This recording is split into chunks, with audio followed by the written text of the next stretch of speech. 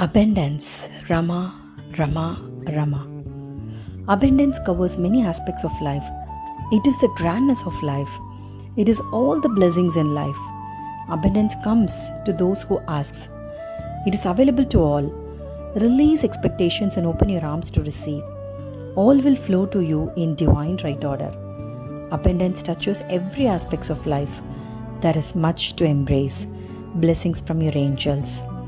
அபிவிருத்தி என்பது வாழ்வின் பல அம்சங்களை உள்ளடக்கியது. இதுவே வாழ்வின் பிரம்மாண்டம். வாழ்வின் எல்லா ஆசீர்வாதங்களும் இதுவே.